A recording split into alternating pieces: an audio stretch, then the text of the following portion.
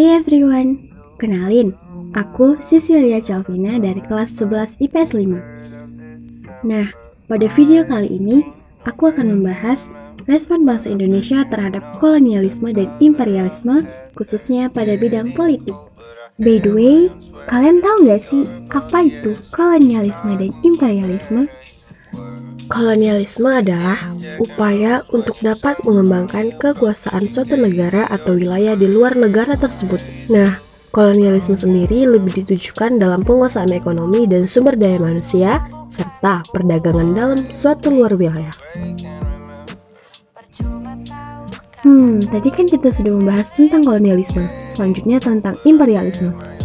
Imperialisme sendiri adalah usaha untuk memperluas kekuasaan suatu wilayah untuk dapat menguasai wilayah negara lain.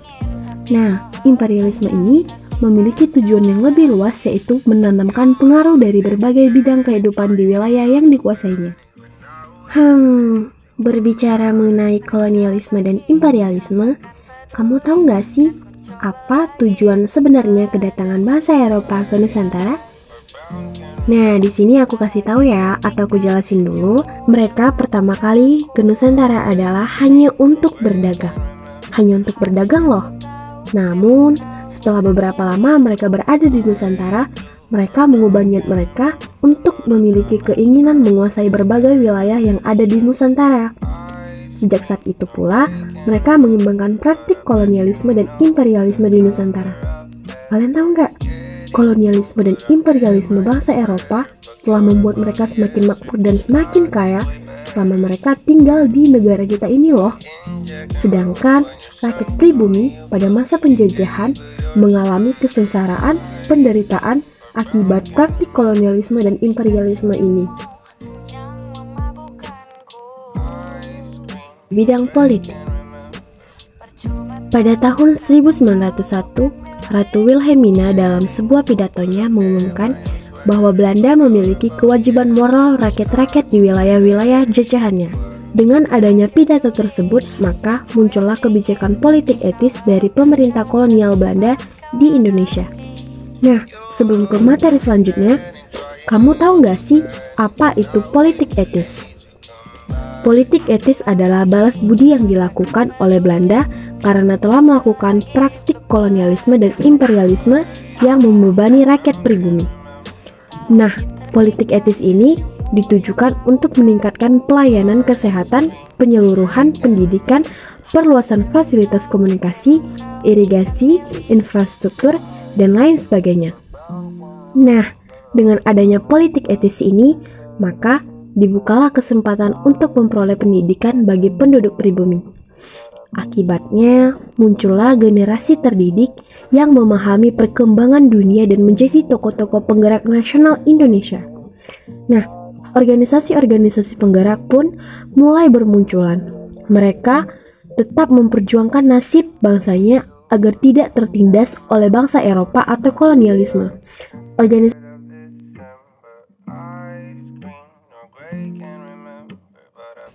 Yang pertama, Budi Utomo.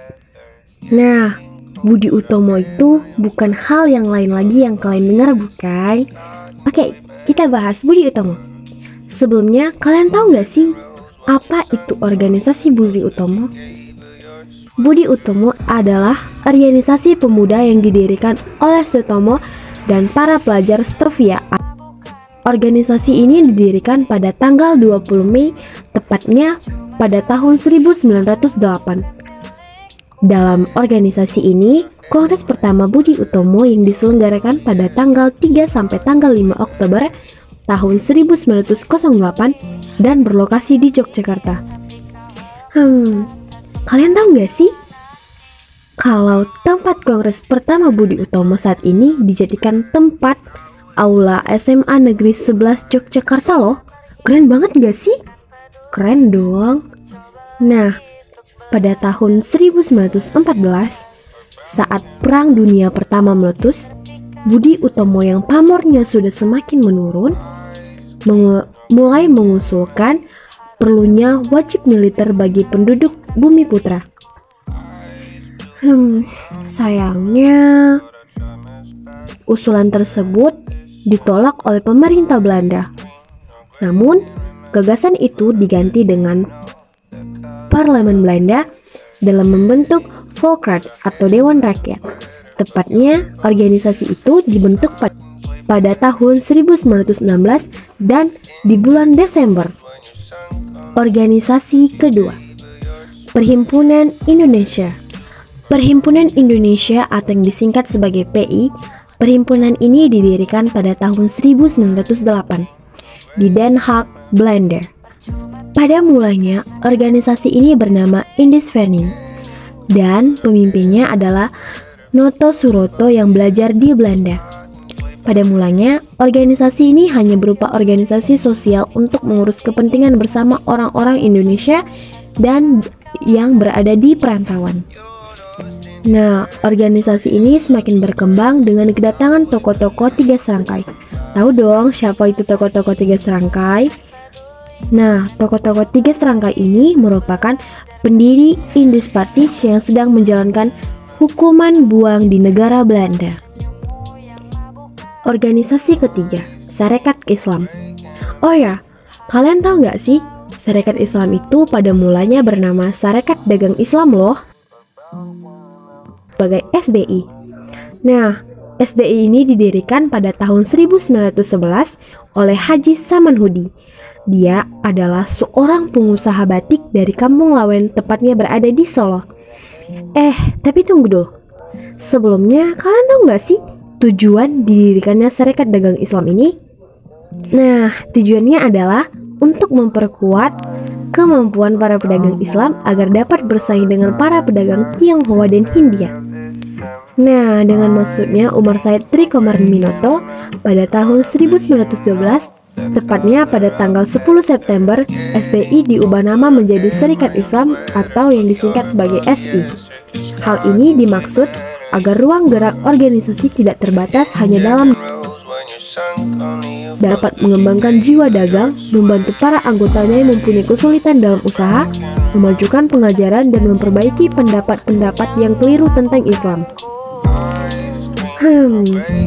Melihat adanya tanda-tanda semangat revolusioner dalam tubuh Serikat Islam, Gubernur Jenderal Hindenburg, ia menaruh sikap waspada terhadap organisasi Serikat Islam ini. Nah, tepatnya pada bulan Agustus tahun 1912, kegiatan Serikat Islam ini diskors untuk sementara waktu. Nah, pada Kongres Serikat Islam yang pertama di Surabaya, tepatnya pada Januari tahun 1913, ditegaskan bahwa Serikat Islam bukan merupakan partai politik. Hal ini bertujuan untuk tidak melawan kolonial pemerintah Hindia Belanda pada masa penjajahan saat itu. Pada Kongres SI pertama tahun 1923 di Madiun, SI mengganti nama menjadi Serikat Islam. Penggantian nama dilakukan karena adanya anggapan bahwa ikatan keorganisasian saat itu sangat lemah. Selanjutnya, pada Kongres tahun 1926, PSI menjadi bersikap non-kooperatif atau tidak mau bekerja sama dengan pemerintah kolonial. Karena mereka menilai pemerintah kolonial mengabaikan hak-hak yang ada pada rakyat pribumi. Karena perubahan garis politik ini, maka Cokroaminoto menolak ketika diangkat menjadi anggota Volksraad atau Dewan Rakyat pada tahun 1927. Sedangkan pada tahun 1929, karena pengaruh semangat persatuan dan kesatuan setelah Sumpah Pemuda, PSI berganti nama menjadi Partai Serikat Islam Indonesia yang keempat, Indispartis. Kalian tahu gak sih tujuan didirikannya Indispartis ini? Tujuan didirikannya adalah untuk mempersatukan semua Indiers sebagai persiapan menuju kehidupan bangsa yang merdeka. Nah, pasti bingung nih, apa itu Indiers? Indiers adalah semua orang yang lahir dari Indonesia dan mengaku bertanah air Indonesia, baik itu orang Indo-Belanda, Cina Arab, maupun pribumi asli. Karena sikap dan program yang tegas, cita-cita Hindia merdeka untuk pertama kalinya, maka surat permohonan untuk mendapatkan pengakuan sebagai badan hukum ditolak oleh pemerintah Hindia Belanda. Karena sikap dan program yang tegas dan cita-cita Hindia merdeka untuk pertama kalinya, maka surat permohonan untuk mendapatkan pengakuan sebagai badan hukum ditolak oleh pemerintah Hindia pada bulan Maret tahun 1913. Akan tetapi, Indies Purchase berkembang dengan cepat dan sangat pesat. Nah, karena kegiatan-kegiatan itu dianggap merugikan pemerintah, akhirnya pada bulan Agustus, tepatnya pada tahun 1913, pemerintah Belanda menangkap ketiga pemimpin IP tersebut. Yang kelima, Partai Nasional Indonesia. Partai Nasional Indonesia atau PNI pada mulanya didirikan oleh Soekarno dan para anggota Algemeen Study Club pada tanggal 4 Juli tahun 1927 dengan nama lain Perserikatan Nasional Indonesia. Tujuan dari didirikannya PNI ini adalah Indonesia Merdeka. Tujuan tersebut akan dicapai dengan asas percaya diri kepada diri sendiri, artinya memperbaiki keadaan politik, ekonomi, dan sosial budaya yang rusak karena penjajahan dengan kekuatan sendiri. Untuk itu, PNI berusaha mempersatukan seluruh rakyat Indonesia dari berbagai kelompok, agama, etnis, dan kelas. Walaupun pendukung terbesarnya adalah kelas menengah dan petani abangan. Walaupun organisasi ini lebih kecil dari Serikat Islam, PNI pernah membuat khawatir kolonial Belanda loh. Tahu nggak sih kenapa pemerintah kolonial Belanda itu khawatir dengan organisasi PNI ini? Karena adanya isu bahwa PNI akan mengadakan pemberontakan. Namun, pemerintah kolonial Belanda menjadikan itu sebagai alasan untuk mengadakan penggeledahan dan penangkapan. Sehingga pada tahun 1927, tepatnya di bulan Desember, keempat tokoh PNI ditangkap oleh pemerintah Belanda. Insinyur Soekarno, R. Gatot, dan Maskun Sumardi. Nah, dalam pengadilan, mereka menyampaikan pidato pembelaan yang berjudul Indonesia Menggugat. Sayangnya, setelah pidato tersebut selesai, pemerintah Belanda tidak menerima pendapat itu dan akhirnya mereka dijatuhi hukuman penjara. Yang keenam, Partindo, PNI Baru, dan Gerindra. Setelah Insinyur Soekarno dan beberapa tokoh pendiri PNI ditangkap oleh pemerintah kolonial Belanda, akhirnya pada tahun 1929 dalam tubuh PNI timbullah perpecahan. Kalian tahu gak sih apa akibat dari perpecahan organisasi politik yang satu ini? Ternyata perpecahan ini disebabkan pada kongres yang luar biasa, yaitu Kongres kedua di Jakarta pada tanggal 25 April, tepatnya pada tahun 1931. Dan keputusan ini ditetapkannya pembubaran PNI. Dari pembubaran inilah anggota-anggota PNI menyetujui pembentukan Partindo atau Partai Indonesia. Dan pada tanggal 30 April tahun 1931 dan Mr. Suhartono terpilih menjadi ketua dalam organisasi ini. Oh ya, anggota PNI tidak mau menyetujui keputusan kongres tersebut. Maka mereka menampakkan dirinya sebagai golongan merdeka. Oh ya, kalian tahu gak?